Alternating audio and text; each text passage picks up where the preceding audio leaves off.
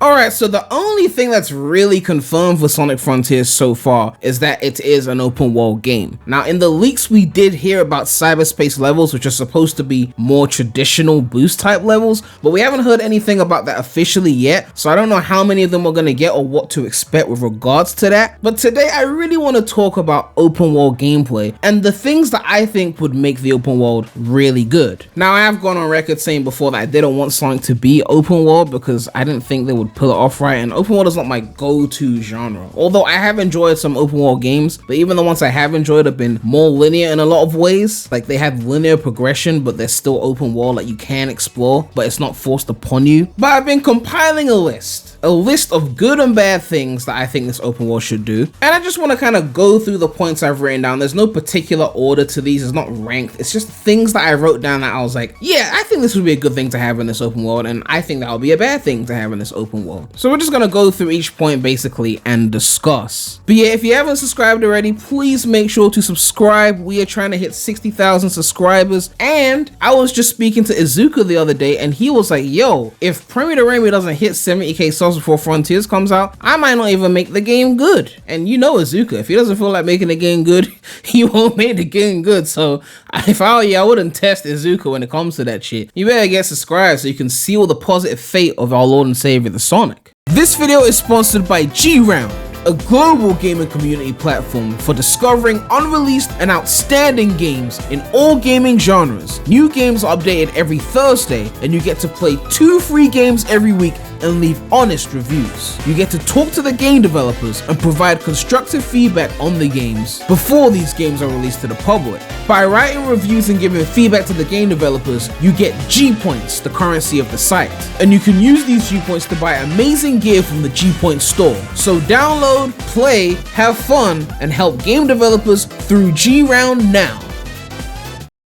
So I'm gonna start with the bad points and then we'll get to the good points. You probably think, oh, of course, I'm gonna start with the negative. I'm only starting with the bad points, there's only a few of them really. Bad points, wisps. Don't put wisps in the open world, period. Second bad point, classic Sonic doesn't need to be here, simple as. And the third bad point is forced collecting to progress. That includes forced backtracking as well. Like, you can do that for some extra shit, like some bonus shit, but for the main campaign, there shouldn't be forced collectibles to progress. Alright, so when it comes to the good points, I got a lot of things to say, and honestly, if they implemented like half of these, I think this game would be pretty great. But let this serve as a bit of a reference point, because at some point we're gonna come back to this video and be like, how many of these things do they actually do? And I feel like if they don't do any of these things, it's gonna negatively affect the open world. Not because all Prem's opinions are superior to everyone else's, but I think a lot of these ideas could work. And these are the kind of things that would separate this game from just being open world Breath of the Wild clone to something that really feels like Sonic. So to start this off, we've got the rockets from the adventure era. You guys remember the adventure era? They had these rockets that you just went into them and they flew you from one place to another really quickly, and that was it. Very simple thing, iconic to the adventure era, that I just really want to see come back. I mean, even Rush had the rockets, but like, they don't tend to do the rocket thing as much as they used to before, like, except for the Wisp, but you know, like the original rocket, like something like that, because you've got an open world, you might want to just go from one place to another really quickly, like a convenient go from here to there, you just hit the rocket,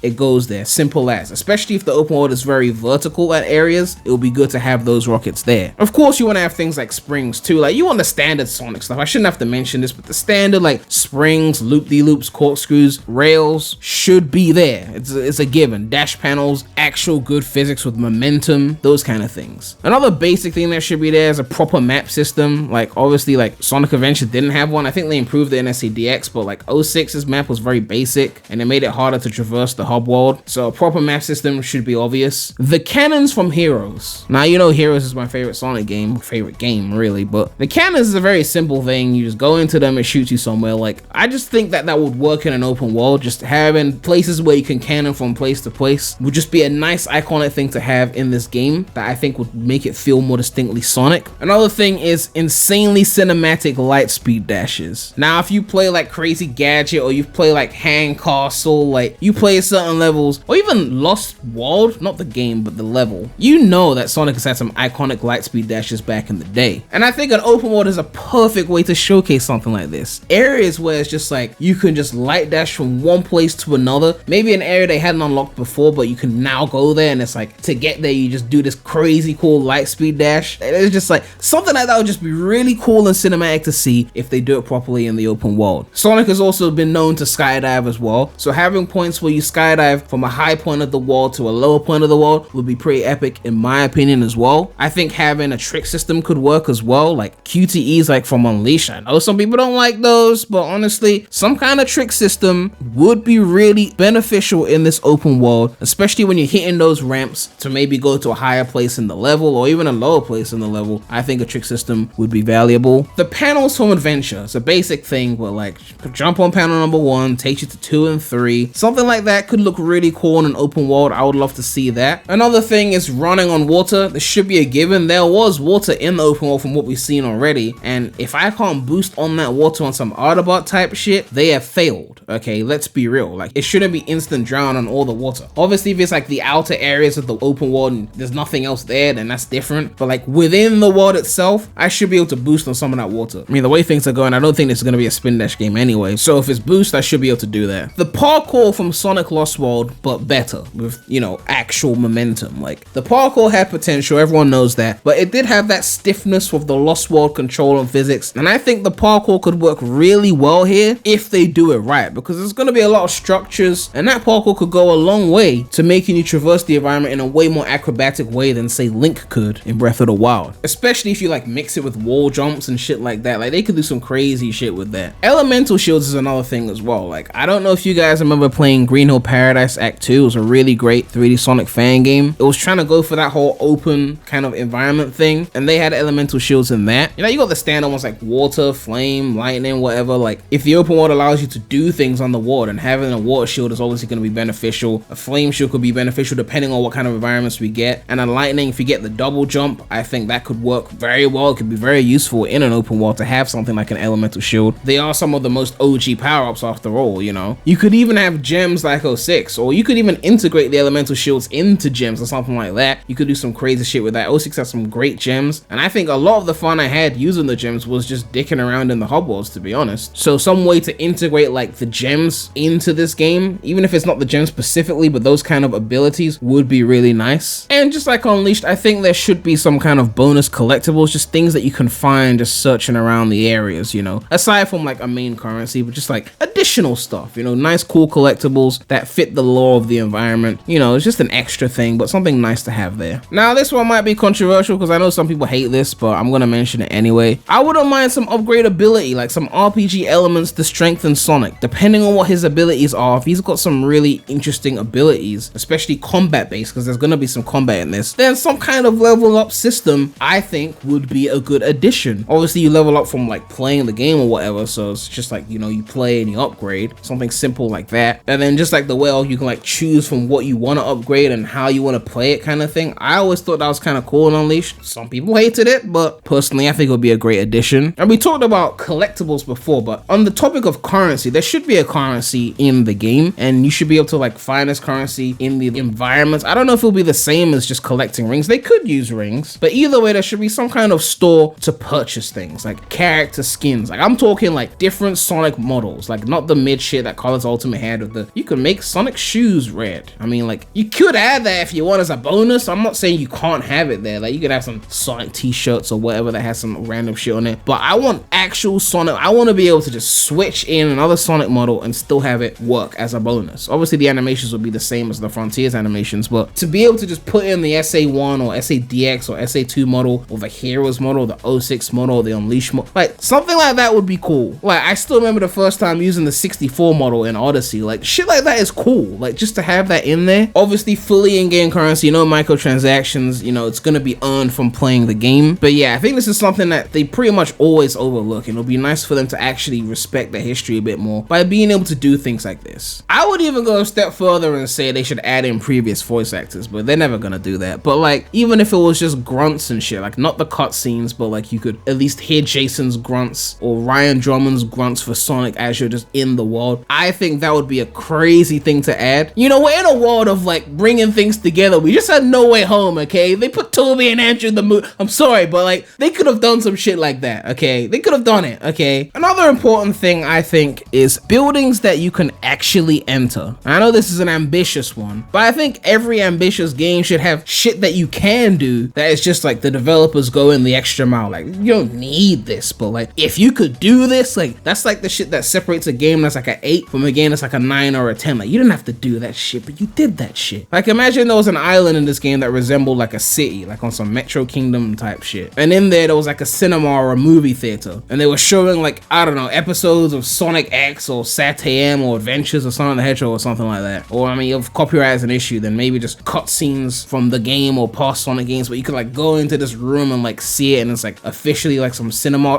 I don't know, like create shit like that, like a nightclub where Sonic can go and do some basic dance moves when there's humans there dancing, and they gush when Sonic walks in because he's Sonic the fucking Hedgehog, right? And it plays like iconic Sonic music in the club or something like that, and you can control the playlist. I don't know, maybe even a museum full of Sonic memorabilia from his history, you know? Be creative with it, like things that you can do, like buildings you can enter that you can actually interact with. You could even have specific mini games related to Sonic's environments. Like you could have a casino where you could play pinball, you know, like SA1, or a place to play bingo and it looks like Bingo Highway, but it's like an actual like bingo place. You just walk into there and it's just like a bunch of humans playing bingo. You could join in and play a basic game with bingo. I don't know, an arcade where you play Sega games. Lost Judgment did this, which I covered on the non-Sonic channel, link in the description, and that was a Sega game, by the way. I think in the open world you could have like bonus challenges as well, like, you know, get from point A to point B in the open world under a certain time for a reward. And this could be like something that encompasses like Sonic's more advanced moves. Like Odyssey had a few things like this as well, like where you have to get from one point of the world to another, but I want something that's really tough, like not something that's just like run from point A to point. Like if he's got some special moves or some shit like that that makes him faster, but you have to master those moves, special shortcuts that only he could take, then you're gonna want something that can take advantage of those shortcuts to be able to actually beat this challenge. Like I said this in a previous video, but there were some rocks in one of the like footage showcases of the open world, like the tech demo, and I said that if this was Adventure 1, you would be able to spin dash up those rocks and like take a crazy shortcut. But the more recent Sonic games are more rigid and you wouldn't be able to do something like that there. If you could do stuff like that here, which I think you should be able to do, then an open world bonus challenge would have to make use of your ability to do crazy shit to make sure that you hit that time so you can unlock whatever you unlock for doing this challenge. Like the Lost World time attack times were, I don't want to say super strict, but they were pretty strict. You had to really be good at Lost World to really get those S ranks on some of those time attack levels. You couldn't just do the bare minimum. So I want something like that. If it's like get from one corner of Starfall Islands to the other on some Burnout Paradise type shit, I need to be like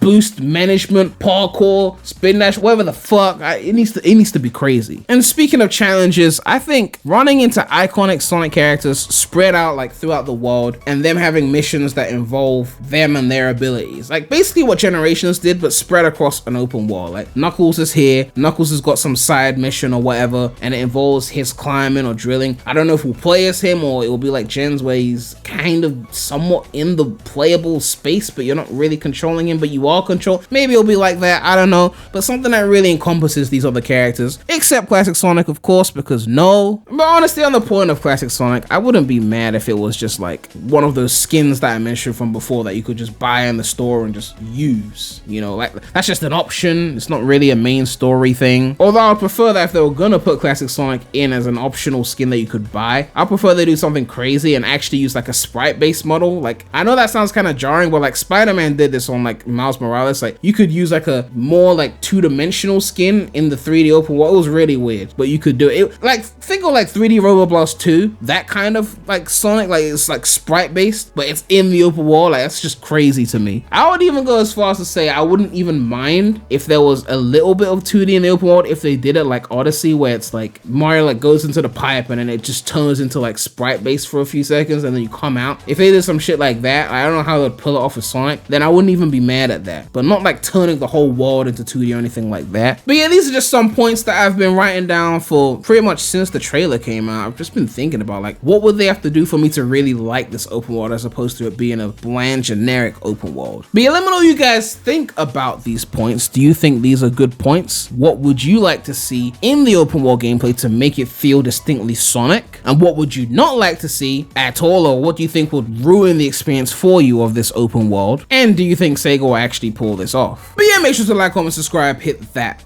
bell. make sure to check out the non-Sonic channel. The link will be in the description. But that's all I have to say right now. So, the Remy out.